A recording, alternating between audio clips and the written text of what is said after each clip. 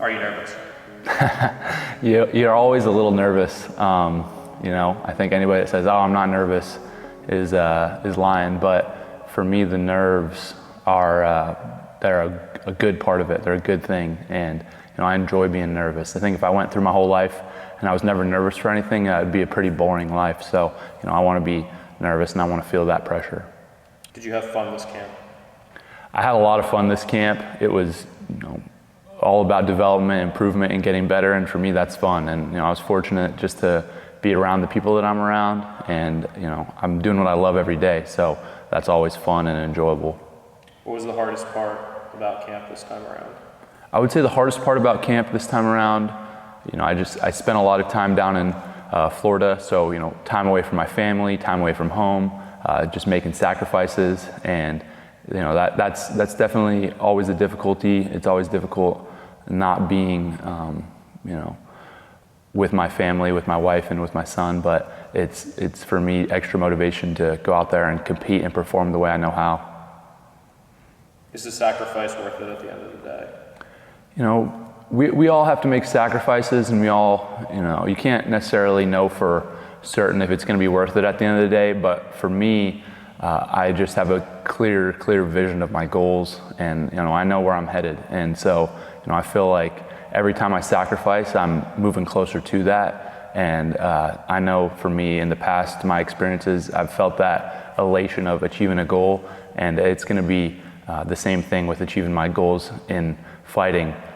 But the main thing for me is just continuing to develop as a person. Just this is all training me for bigger battles, right? Like I want to be the best fighter in the world, but more importantly than that, I want to be a great husband to my wife, a great dad to my son.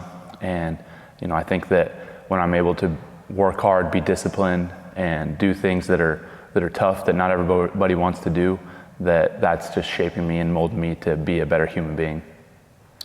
What do you want people to think of you after this fight? I don't really care what people think of me after this fight. I've really let go of a lot of the my view of myself in regards to other people's opinions, and those things are irrelevant to me. I'm focused on my goals. I'm focused on living my life the way I want to live it.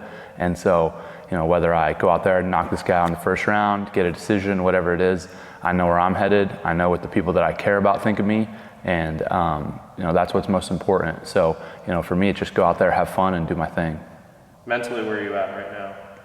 Mentally, I feel like I'm in a great place. I feel excited, I feel confident, I feel ready and prepared. I've done every single thing I needed to do this camp to be prepared, and that's really all I can control. So I'm happy, I'm feeling very, very comfortable, at peace, and I'm just excited to compete.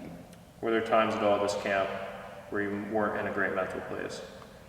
I think that as a camp goes on, that you definitely have an ebb and flow of your mentality, and you can have ups and downs, but I stay pretty positive, I stay pretty locked in, and I think I've just done this for such a long time that the ups and downs, they don't faze me as much. I know that that's part of the process, and so I just feel gratitude regardless of where I'm at. There are times when I'd finish a training session and it didn't go the way I wanted it to, and you can get down on yourself and spiral, but for me, I've been there and done that, so I just use that as extra motivation and as a learning experience. And so whether it's, and at the same time on the ups, I don't get too high on myself. I don't think I get overconfident and feel like there's not work to be done. So there's always work to be done. There's always improvements to be made, but I know what I'm about and I know what I do. So I just remain confident in that.